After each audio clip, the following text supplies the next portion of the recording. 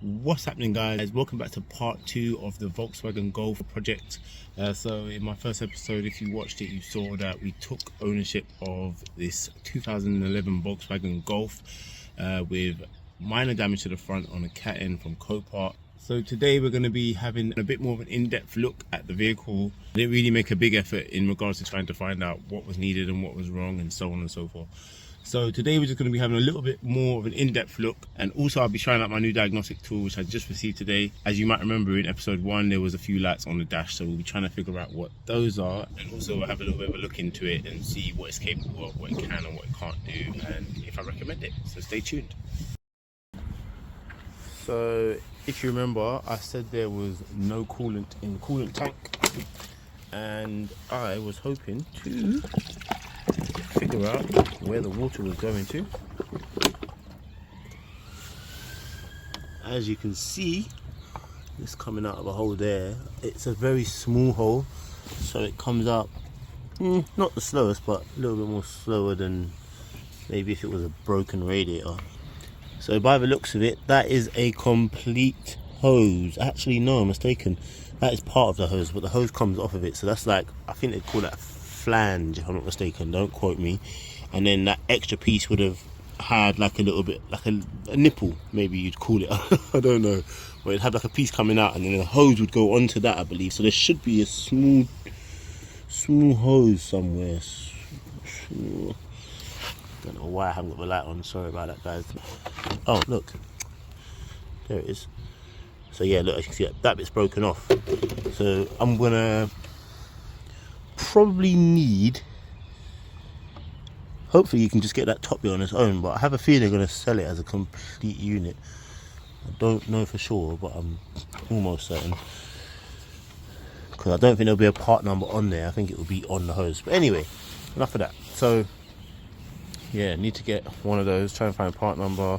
Obviously headlight, I need to find a part number for the headlight, and the bumper, just need to find a black bumper. But before I forget, I wanted the color code.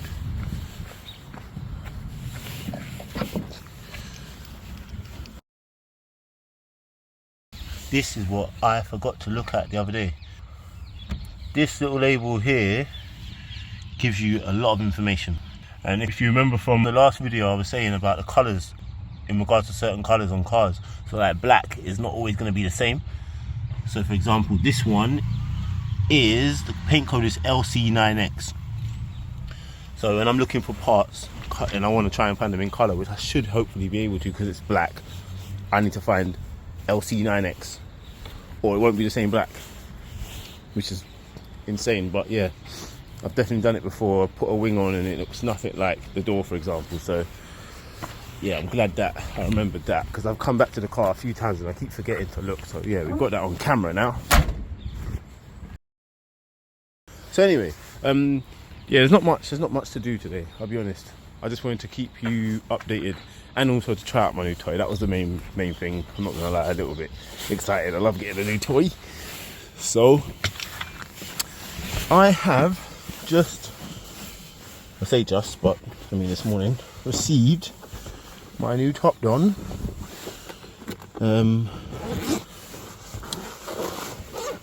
These videos are going to get more professional, I promise you. Like, as in, I need to get the right equipment. I can't be holding my phone. It's just not good, is it, really? But yeah, okay, so this is my new diagnostic tool. It is called a Top Don RT Diag 800 BT, and this is how it comes in this nice lovely case. It's got a charger, it's got adapters for different countries, it's got the USB-C cable to charge it. It is wireless, this one. My last one wasn't wireless, you had to plug it in to get power. This one, you do not need to do that, and that was one of the main reasons why I went for this brilliant purchase. It's Bluetooth. Yeah, it's wireless, just wireless. That's my main thing, so I could get out of the car and check things. So right, let's see. So the OBD connector is conveniently tucked in right there. Love that. Just comes out the bottom of the actual diagnostic machine. This is a Golf, so I'm going to make the assumption the OBD port is somewhere here. I mean, they're usually here. Most of them are usually here, but sometimes they're in weird places. So that feels like something, but I'm not sure. Okay, 1 second. You guys can be my eyes. Yep, there it is underneath. So I took off the little box that's usually there, thinking it was there, but I think I was feeling it all along. So yeah, that purple thing there, that's the OBD port. So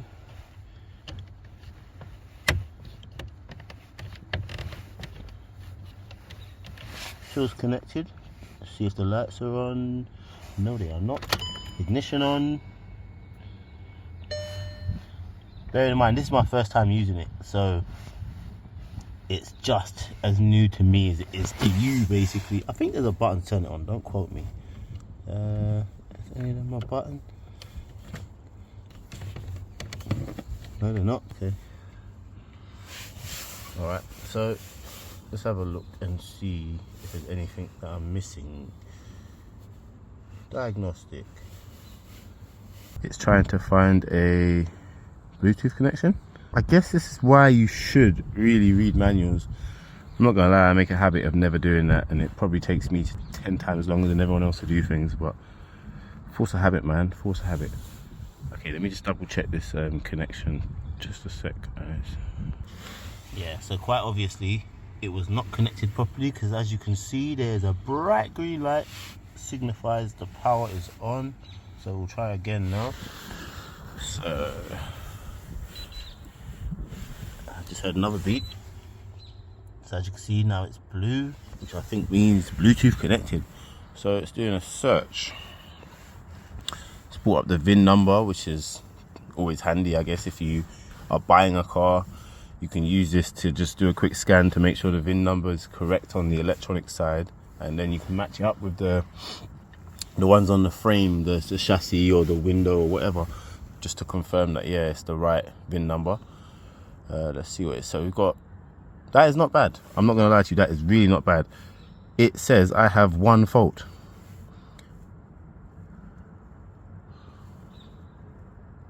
Tells you that it's spark ignition, which is basically petrol. That is impressive, only because whenever I seem to buy cars from COPART, we've always got tons and tons of faults. Oh yeah, that reminds me, I don't even have to be holding my phone at this point. There's a screen record button there. So look, just literally started recording. I will do that in the future. Haven't got time for that right now.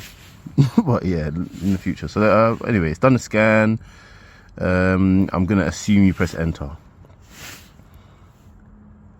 I think I assumed wrong. Let's go back. Would you like to end your that? No. Oh damn it. Sorry about that, guys. 1 second. Oh, it's come straight back. Okay, so let's press the DTs. There we go. DTC's in this ECU. Enter. Read fault code. There you go. So we have one fault current and 2 pending. So as you can see, it says P2564. Turbocharger boost control position sensor A circuit low. There's some codes there, but it doesn't tell you what it is. It says please refer to manual, and then that one is the same, I believe. Yeah, that one's the same as the top one. So yeah, it's gonna, once that's sorted, that's gonna go anyway. So that's cool. Okay.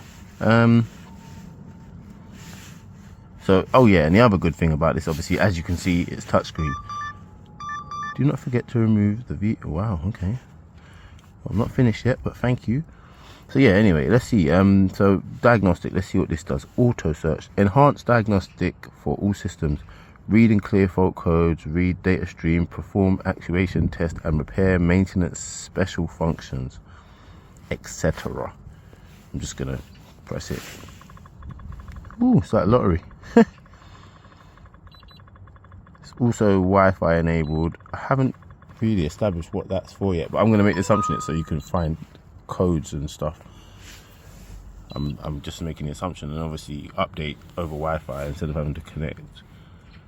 This one comes with lifetime updates as well, all included in the price, which is great. Some of these new, or some of these current OBD diagnostic scanners, they don't come with lifetime updates, so they'll give you like 3 years for free, and then after that you got to pay every year to basically use it.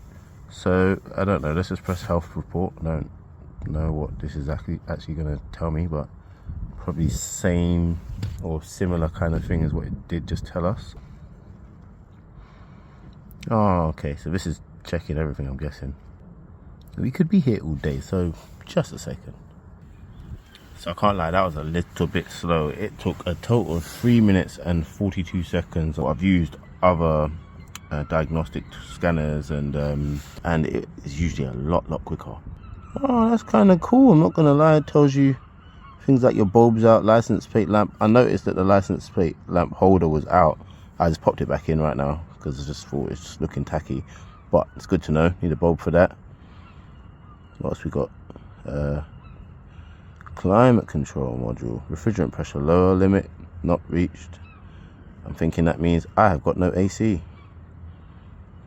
And then, yeah, the turbocharged one, which we saw. Charge air pressure actuator, mechanical malfunction, sporadic. Throttle valve control module, insufficient voltage during basic setting. That one I know of because the EPC light is on the dash. I didn't know exactly what it was, but I knew there was something going on with the throttle region. And then, yeah, the rest of them all good. So that's quite good, I won't lie. It does go kind of into depth. I'm not sure what this is I've just gone into.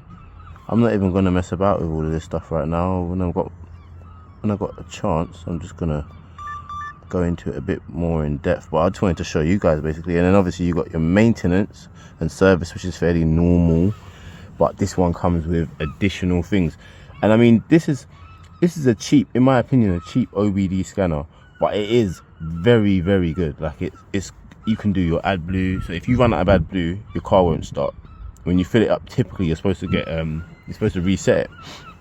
This comes with the AdBlue maintenance function. As you can see, it's got ABS brake bleed, BMS just battery model, airbag, reset airbags, AFS. Haven't got the foggiest what that stands for, but it's something to do with lights. Clearly there's a picture of lights. Brakes. My main reason for getting this was because I needed to be able to reset electric handbrakes, or I should say adjust electrical handbrakes. You can't do them manually, to my knowledge anyway. You have to use the diagnostic to get the actuator to rewind so you can take the brake pads out.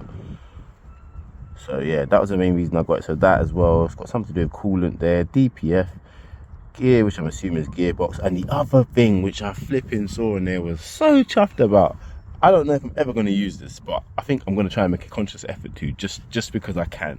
So it's got, I think it was this one, IMO, or IMO, however you want to pronounce that. I'm going to say IMO. This function here allows you to duplicate keys. No, I don't want them for any illegal purposes, but it would be nice if I can offer that as a service. If you've got like a keyless entry car and I can make you another key, I'd definitely be doing it for a fraction of what the key manufacturers might charge you. Because I definitely got a key made recently and it cost me £180. 180. Obviously they cut the blade as well, but still, like, £180 is insane. I don't know why it's so much for one key, you know what I mean? So my one was a little bit more crazy. I didn't have a key in the first place, so I get they had to do a bit more work, but still, even if you didn't, they said it was like, without, even if they just had to make a copy of a key, it was like 160. I was like, yeah, mad stuff. So yeah, you can make duplicate keys, you can do injector stuff, knock sensors, something to do with the speedometer, I don't know. Seats, steering, oil service, start, stop. Like, I'm so excited to figure out what all this stuff actually does. Suspension, tire. I don't understand. Window. It's got so many options. You know, I'm guessing there's a folder for all your stuff. So if you do a screen record and all that and a search, yeah, it all comes up here, I'm guessing. yeah, it's pretty impressive, I'm not gonna lie. I'm looking forward to using this. Don't know why. Okay, I don't know why settings is not working. So I mean, there's definitely plenty of reviews on this exact machine on YouTube. Obviously, if you just type in the name, but watch my video first, please, and thanks. But yeah, if you want a bit more of an in-depth review, in case you're thinking about buying one or you just want an idea, because I ain't gonna lie, I took about a week, 2 weeks to buy this, because I'm very much like, I need to know exactly what I'm buying. Even though all I needed was, my main thing really was to have the it's called EPS. Is it EPS? No, electronic parking, EPB, sorry, EPB, electronic parking brake. So it's just basically so you can just, like I said, change back brakes on cars with electric handbrakes. That was the main reason I needed to buy this, but everything else is a bonus. So yeah, I'm looking forward to using this. So I hope that's giving you a little bit of an insight. Bit of a boring one today, I'll be honest. There's not much going on, but we have got plans. We have got plans. So with this one, it's only a baby car. It's 1.2. We know it's like nothing crazy. I am definitely a paranoid person. When you leave your keys in your car, I know it probably is not going to lock itself when the ignition's on, but it happened to me before, and yeah, I will never get put in that situation again. So yeah, obviously get the basics sorted out, try and figure out what that turbo issue is. Hopefully it's not going to be too crazy. And then yeah, I think really what I want to do is get, just because it's a Mark 6, you know what I mean, just make it look a little bit more presentable. I don't love these hubcaps, even though it makes the car look very, I mean, normal, which is good in some aspects depending on what kind of life you live. But yeah, I think I want to put a set of wheels on it. I don't mean go out and buy any. I definitely have a set of wheels on my Mark 4 Golf, so I might just switch them over. And also, with that being said, I have a Mark 4 Golf. It's not ULEZ, it's a Wire Edge, I think, if I'm not mistaken. 2001? Sounds about right. And I have no idea what to do with it. So like, if anyone has any suggestions, I don't know, I was thinking maybe I could do like a raffle for it, or I don't mean anything crazy, because obviously it's only a Mark 4 Golf. It's a GTI, 1.8 GTI, it's only like the 150 brake model. But, you know, I did try to put it up for sale like maybe some 6 months ago or so, and nothing happened with it. And I think mainly the reason for that is because in London, it's no use to anyone. So, yeah, like, if anyone's got any suggestions on what you think I should do with that, let me know. Let me know, man, because I think it'd be fun to, yeah, do something interesting with it. But I am going to leave it there, but I am going to start looking for the parts for this. I'm not going to delay it and have it sitting here forever. It looks too simple to do that. Thanks for checking out my video. As always, I appreciate it. Make sure you like, comment and subscribe. Turn on your post notifications for future uploads, and I will catch you guys soon.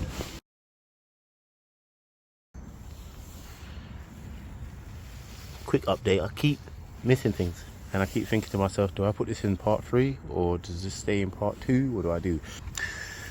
So pull this scroll forward and I can see damage. Understandable, not surprising, but I have come to the conclusion that now additionally I need a slam panel, a crash bar, and oh, definitely the headlight bracket. Yep, headlight bracket, and that's as far as I can see so far. Don't know. This is why it's ideal to have your tools on hand, so you can just start stripping stuff. I would have just taken off the bumper, took out the headlights, and seen all that firsthand. I think I'm going to have to make and what's worse, I've got no vehicle. That's what's worse. Obviously, restoring this, restoring that. That's, yeah, I'm just lazy, it's cold. But I think I'm gonna have to make a bit of a decision. But anyway, yeah, sorry, I just wanted to give you that. So, yeah, stay tuned. Part 3 coming soon.